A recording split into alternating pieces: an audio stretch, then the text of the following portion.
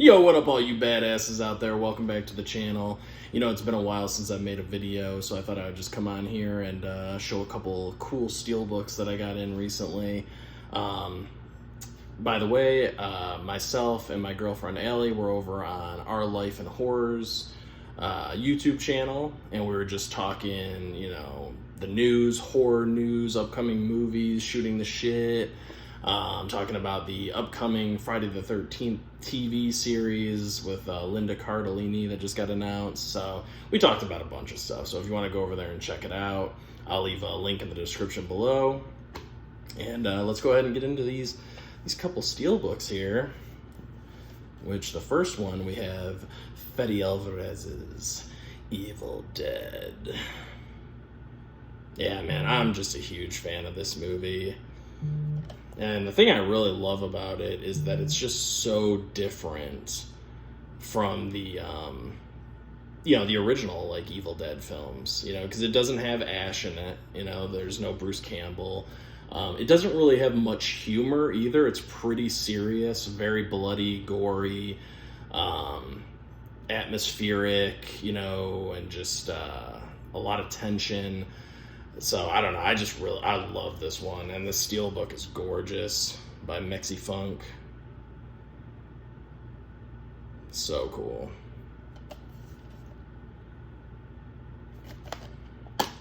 You can go check out Mexi Funk on Instagram, you can follow him on there. He has such beautiful artwork. Kills it every time. It's funny, because there was another Steelbook, which I did pass on. I don't hate it. I know you hated Allie, but I didn't hate that artwork for the other one, but it was kind of underwhelming. It didn't really showcase the film as well as I wanted it to. But this one, look at all that like spot gloss and stuff on there. You see that with the rain and everything? I mean, this thing is just so gorgeous. You see all that spot gloss? Like the blood rain coming down and all that. She's got the chainsaw and you got the cabin and it's all red. I mean, this one accurately depicts the film. It really does. And then you got this little bitch here who started the whole damn thing. Let's see what's behind him. Anything? Nah, it's just darkness. Darkness. But yeah, this is such a great movie. Fede Alvarez, you know, between this, Don't Breathe, Alien Romulus, I thought was like okay. It's definitely not my favorite, you know, or anything in the like. My favorite's Alien. I love Alien, but Alien Romulus was still it had some. It went for some bold things, but it just didn't quite land as well as I wanted them to. But it did try to go for something new. I just wasn't really in love with the characters either. You know, they're just so young looking, and it just wasn't really believable. But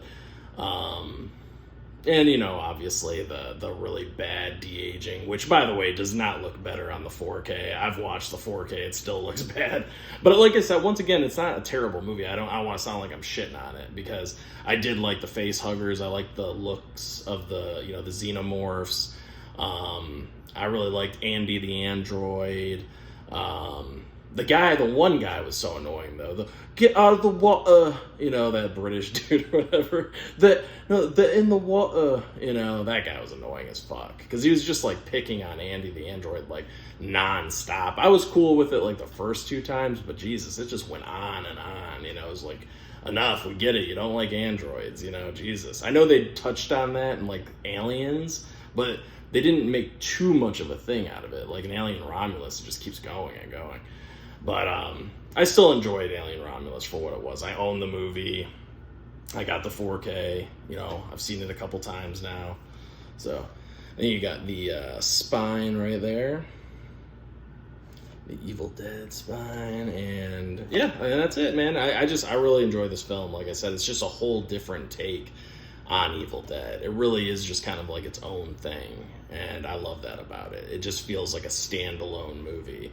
It doesn't really feel like it's even in the same world or connected to Evil Dead Rise, and it doesn't feel like it's even in the same world or connected to the first three Evil Dead movies with Ash or the TV show. It just feels like its own thing. So I appreciate that, you know. And then next up we have World War Z. Man, this, I don't know. This is directed by Mark Forster, who did, he's got a diverse filmography. He did Christopher Robin and A Man Named Otto, you know, with Tom Hanks. And he did a few other films. Oh, he did Monster. I don't know. He's got quite the diverse filmography. You know, I was really surprised. But it's pretty cool. Yeah. So, yeah, it's just called Monster, right? With Halle Berry and Billy Bob Thornton. Yeah, I've never actually seen that movie, but yeah, he directed that as well. And Monsters Ball, sorry. Yeah, he directed Monsters Ball. So quite the diverse filmography. You know, White Bird, All I See Is You, Hand of God. Oh, no, Hand of God, I think was a TV series. Quantum of Solace, Stay. I mean, very diverse. Finding Neverland. Yeah, quite the diverse filmography for sure. It's cool. But Monsters Ball is probably what put him on the map, because I know that film, you know, I think it won an Oscar or was nominated for an Oscar or whatever. But I don't know. I've always been a fan of this World War Z. I know it's not everybody's cup of tea. It's a PG-13 zombie film, but there is an unrated cut. Sadly, it's only on the Blu-ray, the unrated version. So that kind of sucks. It's too bad it's not on the 4K, but I've seen both. I've watched the 4K, I watched the Blu-ray. They both look great, honestly. So you can just watch the Blu-ray and, you know, and just enjoy the unrated cut. But there's the full artwork there. I love how it plays with the light, you know. So cool. I wish they would get rid of these credits. It's the only thing that bugs me that Scream Factory does. Other than that, I think Scream Factory just knocks it out of the park with Steelbooks, you know, as far as like, I mean, the artists are what, you know, they're the ones doing this, you know what I mean? But I'm just saying Scream Factory puts out like awesome, they find great artists and then put out these Steelbooks that they create right there. I always want to make sure, you know, because, you know, these artists, man, they work their asses off. They give us all this cool stuff, you know, just, I don't know. It's awesome. That's why we rebuy so many things too, you know, it's because of the artwork.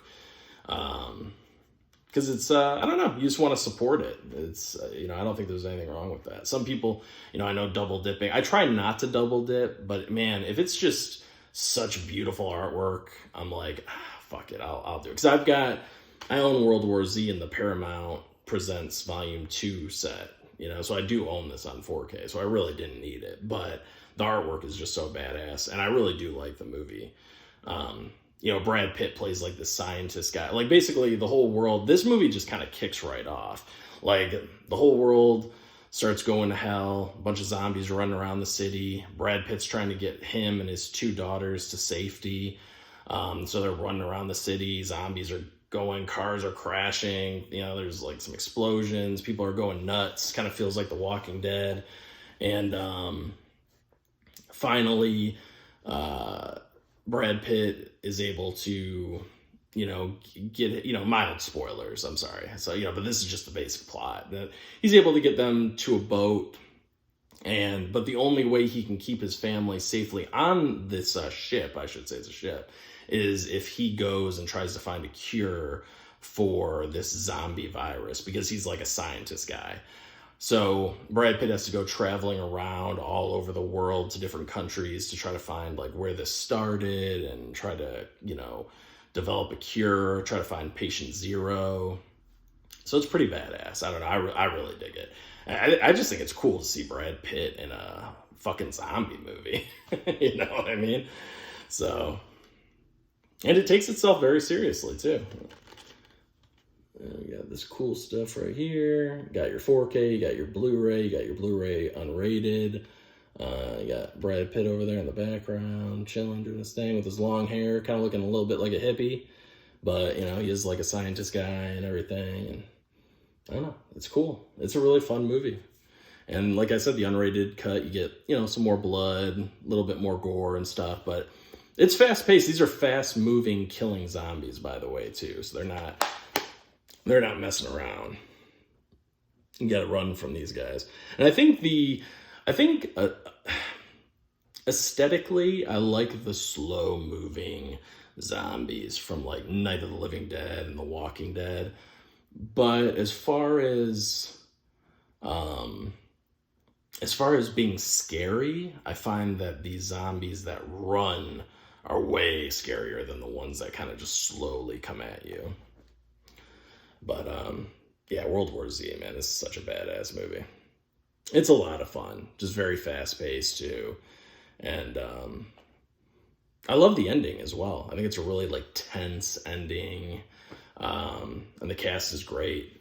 You know, it's got that lady that plays his wife. Her name is Mariel Enos.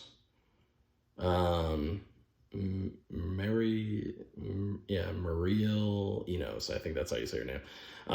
She's the lady from The Killing, the show The Killing. She's the chick with the red hair, that detective. She's great. And then Daniela Cortez. Daniela Cortez. She's awesome too. She plays like a military kind of badass chick.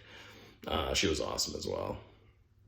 But the whole cast is great. Really, I love the whole cast.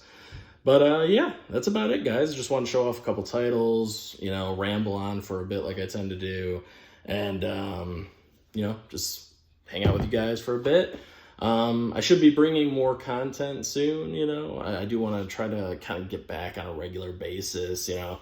I know I've been kind of on and off, just busy with life, you know how it goes. But yeah, thank you so much for stopping by. And I'll catch you guys on the next one. Peace out.